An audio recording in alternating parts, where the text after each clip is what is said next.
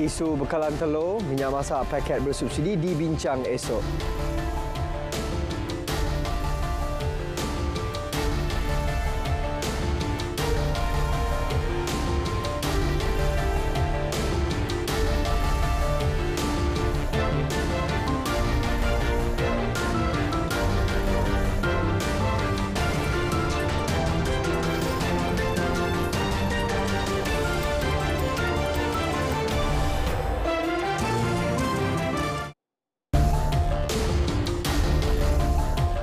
Assalamualaikum dan salam perpaduan. Berita tengah malam sama saya, Sahih Samsudin. Perkara berkaitan Perjanjian Malaysia 1963, MA63 bakal menjadi keutamaan untuk diselesaikan dalam tempoh sebulan demi memperjuangkan hak rakyat Sarawak dan Sabah. Timbalan Perdana Menteri Datuk Seri Fadilah Yusof memaklumkan perkara itu kini di peringkat perbincangan bersama Menteri di Jabatan Perdana Menteri Sabah dan Sarawak Datuk Armizan Muhammad Ali. Sudah pasti itu menjadi tumpuan utama saya yang akan bincangkan di peringkat kajian negeri, dan saya juga telah meminta Datuk Amizan, Menteri Hal Ehwal Sabah Sarawak, untuk berjumpa dengan Yang Amat Berhormat Ketua Menteri Sabah untuk melihat keutamaan di peringkat negeri Sabah dan juga Sarawak yang low hanging fruit yang boleh dapat diselesaikan dalam tempoh sebulan ini. Sekiranya terdapat perkara yang tidak dapat diselesaikan dalam tempoh sebulan, maka ia akan dibentangkan di peringkat Dewan Rakyat. Isu bekalan telur dan minyak paket bersubsidi di pasaran bakal dibincangkan dalam mesyuarat antara Kementerian Perdagangan Dalam Negeri dan Kos Sara Hidup serta Kementerian Pertanian dan Keterjaminan Makanan esok. Perkara itu dimaklumkan Menteri Perdagangan Dalam Negeri dan Kos Sara Hidup Datuk Seri Salahuddin Ayub. Tindakan segera dibuat susulan tinjauan mengejut Datuk Seri Salahuddin di kedai runcit dan pasar awam di Putrajaya siang tadi. Beliau singgah ke premis berkenaan tanpa pengetahuan pengurusan kementerian dan bahagian penguatkuasa bagi meninjau sendiri situasi semasa bekalan telur dan minyak masak paket bersubsidi 1 kg. Beliau mengakui wujud kekurangan bekalan telur grade A, B dan C serta minyak masak bersubsidi polybag 1 kg di pasaran. Bahagian penguatkuasaan KPDN juga akan diarah untuk menyelesaikan masalah berkaitan minyak masak bersubsidi polybag 1 kg.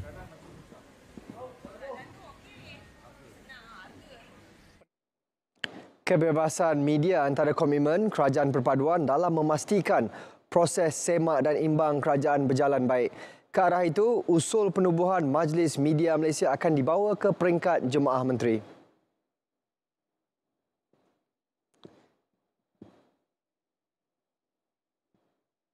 Jelas Menteri Komunikasi dan Digital Fahmi Fazil, setakat ini cadangan penubuhan itu masih belum dibincangkan.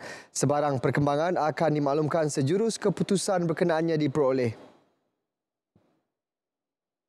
Dan bagi saya, komitmen Kerajaan Perpaduan ini kepada freedom of press, ya, ataupun kebebasan untuk wartawan itu adalah salah satu tonggak, ya, kepada memastikan proses semak imbang perjalanan kerajaan berjalan dengan baik.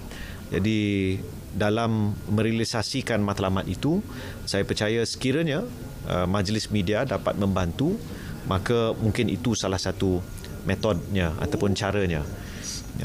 Berikan sedikit masa, kita akan teliti dan mungkin dalam minggu-minggu ataupun bulan depan ataupun bulan-bulan ke depan saya akan ada update, insya-Allah. Beliau berkata demikian selepas menghadiri taklimat dan lawatan kerja ke Pertubuhan Berita Nasional Malaysia bernama. Hak kebebasan bersuara rakyat akan dipertahankan berlandaskan kepada undang-undang. Bagaimanapun, kebebasan itu tidak harus sampai ke tahap menyebarkan fitnah dan mengeluarkan tomahan tidak berasas. Saya sendiri sebagai seorang ahli politik, ahli parlimen dan sekarang sebagai menteri bagi komunikasi dan digital, memang mempertahan hak bersuara. Tapi bila kita teliti undang-undang, termasuk kanun keseksaan, ya, termasuk undang-undang lain, ya, termasuk akta Suruhanjaya dan akta komunikasi dan multimedia sebagai contoh, ya, memang ada batas-batas yang sekiranya dilakukan juga, ya, dilepasi juga, maka ada tindakan. tindakan undang-undang. Jadi kita tidak mahu rakyat salah faham. Memang kita akan pertahankan, saya akan pertahankan hak untuk bersuara, tapi janganlah sampai kita fitnah memfitnah, mengeluarkan tomahan yang tidak berasas, dan biarlah apa yang kita sebut itu ada asas dan boleh kita pertahankan, termasuklah pertahankan dalam mahkamah. Beliau berkata demikian dalam sidang media selepas hadir taklimat dan lawatan ke Angkasa Puri Kota Media. Hadir sama Ketua Setiausaha Kementerian Datuk Seri Muhammad Mentek dan Ketua Pengarah Penyiaran Datuk Cik Roslan Cik Daud. Antara fokus kementerian kini adalah menjalin kerjasama erat antara Suruhanjaya Komunikasi dan Multimedia serta penyedia platform media sosial. 56 set train transit aliran ringan LRT laluan Kelana dijangka beroperasi secara berperingkat mulai suku ketiga tahun hadapan. Menteri Pengangkutan Anthony Loke memaklumkan keperluan itu bagi meningkatkan kekerapan perjalanan ketika waktu puncak. Pada ketika ini, hanya 38 train set yang beroperasi untuk Kelana Jaya Line. Itu yang menyebabkan bahawa interval sekarang, iaitu kekerapan ialah 5 minit. 5 minit untuk setiap train datang. Itu memang sesuatu yang tidak memuaskan. Kita tahu bahawa secara optimalnya kita mahu melihat kekerapan train paling minima pun 3 minit satu train. Untuk Kelana Jaya Line memang itu adalah sasaran kita. Untuk kita mencapai 3 minit untuk setiap train sampai, kita memerlukan 48 train set yang boleh beroperasi. Mengapa sekarang hanya 38? Sebab ada 18 train set yang sedang menjalankan pelbagai program maintenance. Pihak Prasarana Malaysia berhad Prasarana telah diminta untuk mempercepatkan proses penyelenggaraan. Prasarana juga telah membeli 19 set train baru untuk laluan sama dengan set pertama bakal beroperasi Ogos tahun hadapan. Bagi pengguna, pengumuman Menteri Pengangkutan itu memudahkan perjalanan harian selain menggalakkan orang ramai menggunakan pengangkutan awam. That means more people can take the public transport, can use the trains, and of course, with more trains, then hopefully, the time schedule between each train will be reduced. Okeylah kot sebab ia bagi kemudahan untuk orang lain. Itu ia boleh jimat masa orang lain juga. Bagi menyenangkan orang lain lah sebab orang balik kerja kan, kadang ada yang tak ada transport, dan kalau macam tak cukup duit, bolehlah naik LRT sebab lagi murah. Lepas tu, menjimatkan masa lah. Pemekasaan karya seni penulisan dalam kalangan murid sekolah perlu dipertingkat dari semasa ke semasa melalui perancangan dan strategi yang jelas agar hasil bakat golongan cilik dapat dipromosikan di pasaran tempatan dan antarabangsa. Menteri Pendidikan Fadlina Sidik berkata kejayaan 5 penulis muda dari Sekolah Seni Malaysia Kuala Lumpur SSEM menghasilkan 5 buku penulisan berbahasa Inggeris berserta seni visual yang menarik adalah bukti proses pembelajaran di bawah Kementerian Pendidikan berjaya mencungkil bakat murid-murid. Kejayaan penghasilan buku tersebut melalui program Young Emerging Talent dengan kerjasama Majlis Buku Kebangsaan Malaysia dan SSEM juga adalah hasil sokongan ibu bapa, minat dan kerjasama erat semua pihak dalam menjamin kelestarian penghasilan bakat-bakat sedia ada ke arah pasaran dunia.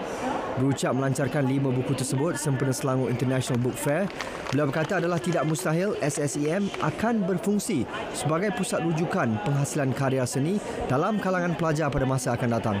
Kesemua mereka sebelum ini berjaya mempamerkan hasil seni mereka di Pesta Buku Frankfurt, Jerman pada 19 hingga 23 Oktober lepas selain berpeluang menimba pengalaman berkenaan padanan urus niaga, rundingan transaksi hak cipta dan pelesenan karya bagi mengasah bakat penulisan dengan lebih profesional. Kebolehaksanaan pindahan waktu pembelajaran kelas darjah khas Sekolah Agama Kerajaan Johor daripada hari Sabtu ke Khamis akan dikaji. Cadangan itu perlu diperhalusi berikutan murid darjah khas merupakan murid yang sama di tingkatan 1 di sekolah menengah dan asrama. sekiranya pindaan kelas darjah khas ini dibuat pada hari Khamis, ia mungkin boleh menyebabkan ketiadaan guru, kekurangan guru kerana gurunya bertindan dan bertindih sesi pendidikannya. Walau bagaimanapun, pihak Portfolio Agama Islam mengambil cadangan ini untuk diperhalusi dan dikaji. Beliau berkata demikian pada sesi penggulungan sidang Dewan Undangan Negeri Johor.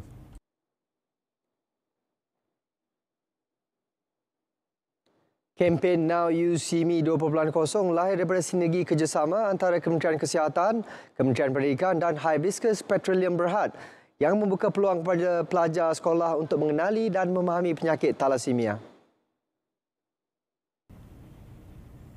Ketua Pengarah Kesihatan Tan Sri Dr. Nur Hisham Abdullah dalam kenyataan berkata, kempen selama 5 bulan yang diadakan sempena sambutan Hari Thalassemia Sedunia 2022 itu telah disertai 70 sekolah di seluruh negara. Bagi memperkukuhkan kempen kesedaran penyakit thalassemia, Tan Sri Dr. Nur Hisham menyeru agar rakyat turut mempertingkatkan kesedaran dan menjalankan ujian saringan genetik untuk mengenal pasti pembawa gen thalassemia kerana penyakit berkenaan boleh membawa kepada komplikasi kematian disebabkan kesan anemia serius.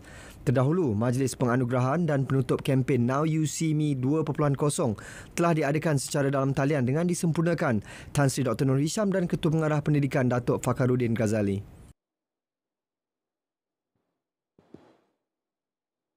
Golongan usahawan disaran meneroka pasaran baru memasarkan produk serta perkhidmatan yang ditawarkan di samping menjalin kerjasama dengan pihak berkepentingan. Seiring perkembangan itu, Persatuan Pusat Bertauliah Sistem Latihan Dual Nasional SLDN Malaysia dengan kerjasama Dunia Melayu Dunia Islam DMDI, Putrajaya turut memberi sumbangan perkhidmatan pendidikan kemahiran kepada golongan yang kurang berkemampuan bagi membantu mereka berjaya dalam bidang kemahiran yang diceburi. Pengerusi DMDI Putrajaya yang juga merangkap Presiden SLDN Malaysia, Datuk Joyah Abdul Rashid berkata, gabungan itu mampu meningkatkan bilangan usahawan negara berkualiti, berdaya maju, berfikiran global dan kompetitif. Selain memberi perkhidmatan, latihan dan nasihat perniagaan dalam pelbagai bidang kepada golongan B40, ibu tunggal, golongan miskin dan orang perseorangan. Adanya program ini kita boleh menaik taraf lagi usahawan kita, tak kira apa bangsa pun, ada semua lapisan. Dan sekarang ni kita pun membuat jalinan kerjasama di antara DMDI Putrajaya dan juga DMDI Riau, DMDI Dumai, Singapura dan China untuk bekerjasama. Beliau menyatakan demikian selepas majlis menandatangani perjanjian Smart Partnership Anugerah Usahawan IKS Kebangsaan 2022 di Putrajaya.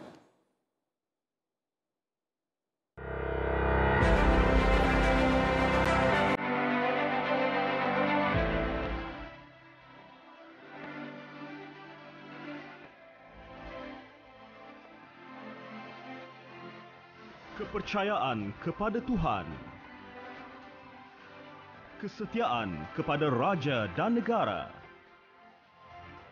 keluhuran perlembagaan, kedaulatan undang-undang, kesopanan dan kesusilaan.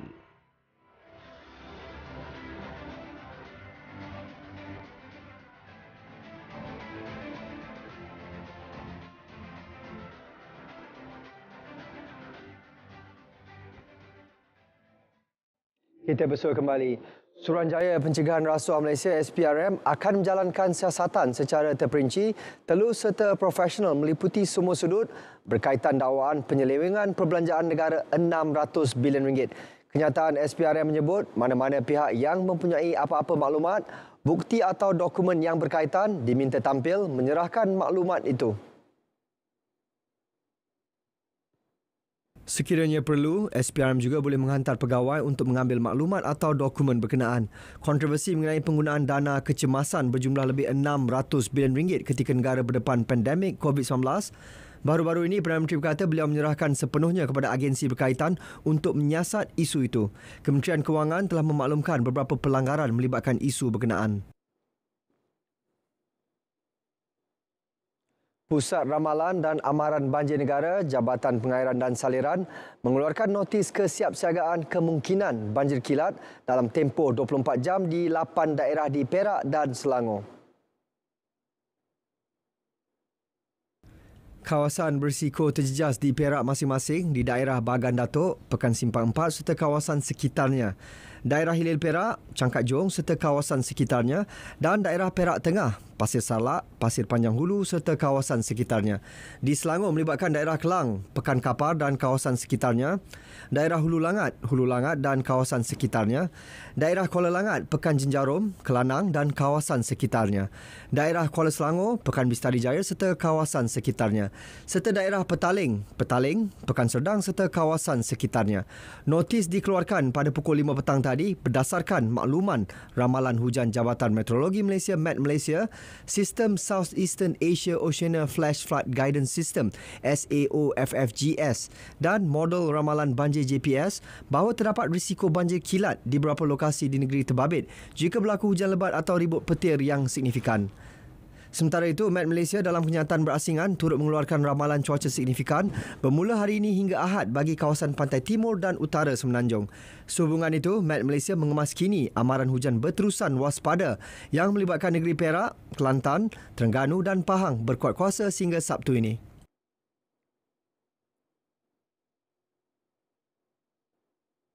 Penduduk di kawasan pesisir pantai disaran berwaspada dengan fenomena air pasang besar yang dijangka berlaku hingga Ahad ini.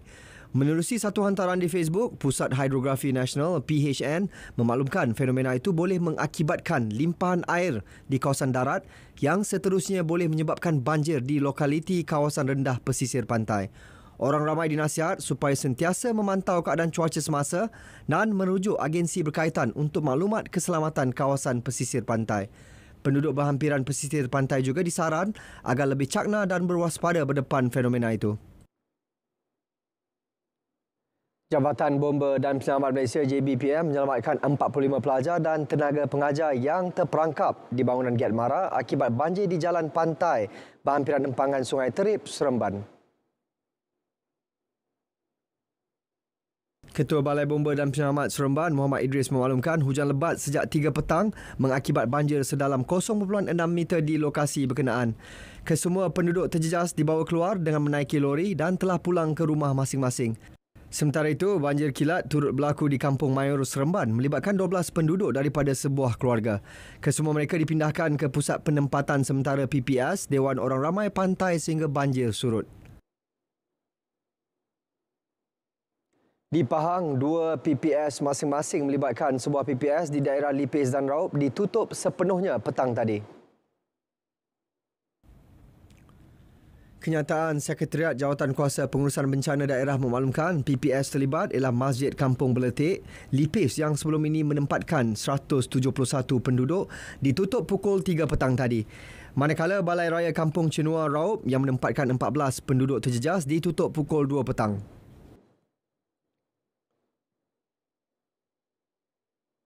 Bekas pengurus perhubungan M-Bank yang mengendalikan akaun bank bekas Perdana Menteri Datuk Seri Najib Tun Razak mengaku di Mahkamah Tinggi Kuala Lumpur bahawa beliau mempunyai hubungan kerja yang rapat dan bersahabat dengan ahli perniagaan dalam buruan Low Tech Joe atau Jolo.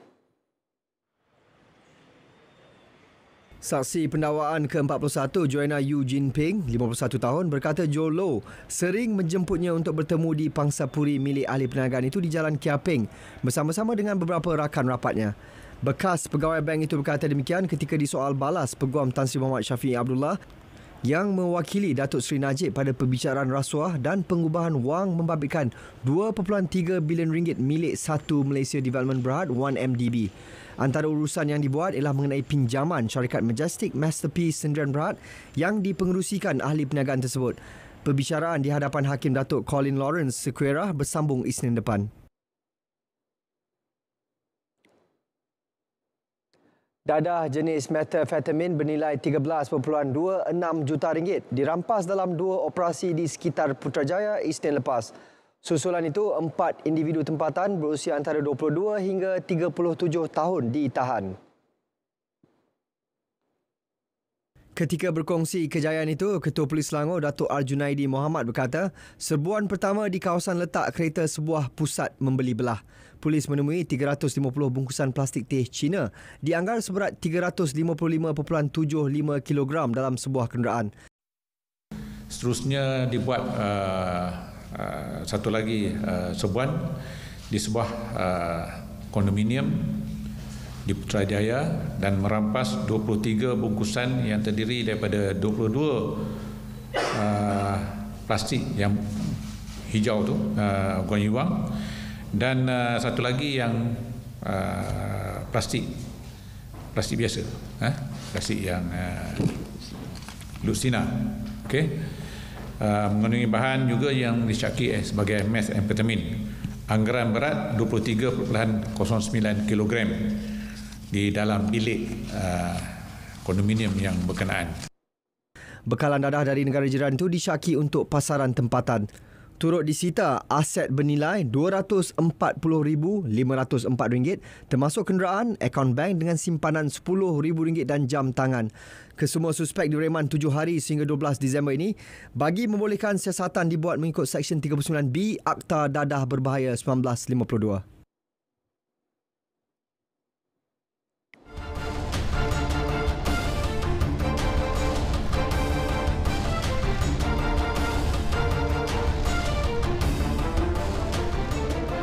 Perlumbaan Piala Presiden Persekutuan Kebangsaan Berbasikal Malaysia MNCF 2 di Velodrome Nasional Malaysia Nilai Negeri Sembilan, bintang muda berbasikal trek wanita negara kian meningkat. Nurul Izzah Izzati Muhammad Asri bangkit menebus kekecewaan semalam apabila berjaya meraih pingat emas acara kirin perempuan.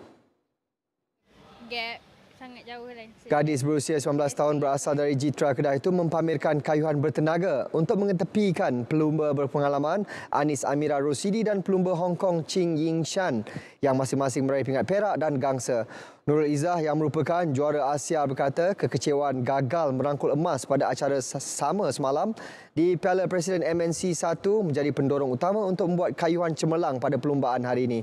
Terdahulu, Nurul Izzah turut menduduki tempat kedua acara pecut perempuan selepas ditewaskan rakan sepasukan Anis Amira 2-0. Pada Piala Presiden MNC F1 semalam, Nurul Izzah hanya berpuas hati dengan kedudukan keempat acara kirin dengan pelumba dari Hong Kong, Yu Chong Yu meraih emas. Bagi acara pecut wanita, beliau turut hanya menduduki tempat keempat apabila pelumba Cho Yu turut memperoleh emas.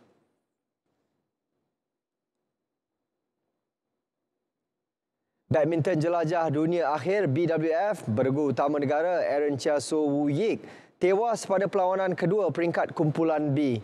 Kali ini tewas kepada pasangan Cina Liu Ziu Chen dan Oh Zuan Yi 23-21, 22-24, 21-16. Keputusan itu menutup peluang Aaron Woo Yik untuk layak ke pusingan separuh akhir dengan hanya 2 pasangan terbaik setiap kumpulan layak. Sebelum ini, pasangan juara dunia itu tewas kepada pasangan berpengalaman dari Indonesia, Muhammad Hassan dan Hendra Setiawat 12-21, 15-21. Untuk perlawanan ketiga dan terakhir kumpulan esok, mereka akan berdepan Kim Astrup dan Anders Karup Rasmussen dari Denmark. Perlawanan kumpulan A pula menyaksikan satu lagi wakil lelaki negara, Ong Yu Sin Teo Yi menewaskan pasangan Korea Selatan, Choi Sol Gyu Kim Won Ho 21-17, 23-21 untuk perlawanan kedua mereka.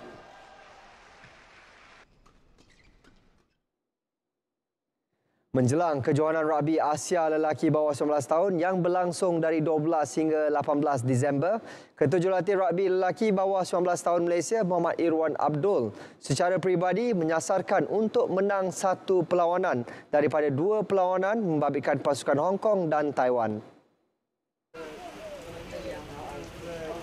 Jelas Muhammad Irwan meskipun hanya sebulan diperuntukkan untuk mempersiapkan pasukan, dia yakin anak buahnya mampu membawa cabaran negara. Personally, we want to do our best in this tournament because ini adalah kali pertama Malaysia bertanding di peringkat Premier bawah 19 dan kita sekurang-kurangnya kita target kita akan menang 1 game daripada 2 game tu lah. Sementara itu, pengurus pasukan Muhammad Khairul Nizam memuji semangat juang pemain yang dibentuk daripada Program Pembangunan Rugby Negara NRDP, Kementerian Pendidikan dan Program Pembangunan Rugby Negeri. Hari ini fasa yang terakhir pemilihan untuk kita cukupkan seramai 30 orang dan nampaknya semangat mereka untuk bertemu dengan Hong Kong pada game pertama tu amat tinggi. Skuad negara akan membuka tirai perlawanan menentang Hong Kong pada 12 Disember di Padang Astaka, Petaling Jaya. Kemudian akan berhadapan Taiwan pada 15 Disember. Pelari pecut sensasi negara Muhammad Azim Muhammad Fahmi bakal berkelana di Amerika Syarikat dengan berbekalkan semangat dan mentaliti juara. Ia bagi memastikan dirinya kekal fokus serta bertahan untuk mencapai misinya sepanjang 4 tahun menyambung pengajian di negara itu. Anak jati Perak berusia 18 tahun itu bakal terbang ke Amerika 1 Januari depan ke Universiti Auburn, Alabama. Menurutnya, dia berpuas hati dan bangga dengan pencapaiannya sepanjang membawa nama Malaysia di kejohanan dalam dan luar negara. Namun Azim tidak mahu selesa dalam kedudukannya kini.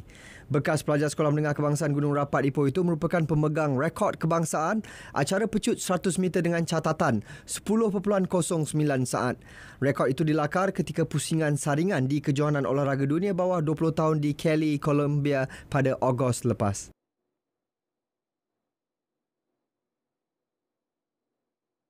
Kejohanan Bowling All-Stars Junior Antarabangsa edisi ke-22 akan kembali berlangsung di Sunway Mega Lanes Sunway Pyramid bermula 12 hingga 23 Disember ini. Lebih 700 pemain bawah 22 tahun dari 12 negara termasuk beberapa jago dunia dan Asia akan berentap. Pengurus Besar Sunway Mega Lanes Tan Yok Chiang berkata kejohanan tersebut menawarkan hadiah wang tunai kira-kira RM200,000 dalam saingan 10 kategori termasuk ganjaran RM1,000 untuk permainan sempurna harian. Di samping pemain negara, katanya kejohanan tersebut telah menerima penyertaan dari Amerika Syarikat, Jepun, Korea Selatan, Australia, Taiwan, Guam, Brunei, Indonesia, Filipina, Singapura dan Thailand. I hope our Malaysian bowler will take this great opportunity to up their games and challenge the international bowlers for honour of this tournament. Pemain negara seperti Nur Syazwani Sahar, Gilliam Lim, Nur Liana Anastasia, Muhammad Hafiz Zainuddin dan Nevin Nantanil antara bakal menggalas cabaran negara dalam senarai muktamad yang hanya akan diumumkan esok. Piala Dunia FIFA Qatar 2022. Kenapa perlu bayar kalau anda boleh saksikan secara percuma? Ramitch has taken up an interesting position and scores! Vinicius Junior finds a bundled in. Richarlison, Brazil! Siaran langsung perlawanan suku akhir 1 Jumaat 9 Disember. Croatia bertemu Brazil 10.30 malam di TV2 dan saluran OK. Siaran ulangan 10 Disember 2 petang di saluran sukan RTM. Saksikan juga secara penstreaman langsung di RTM Play.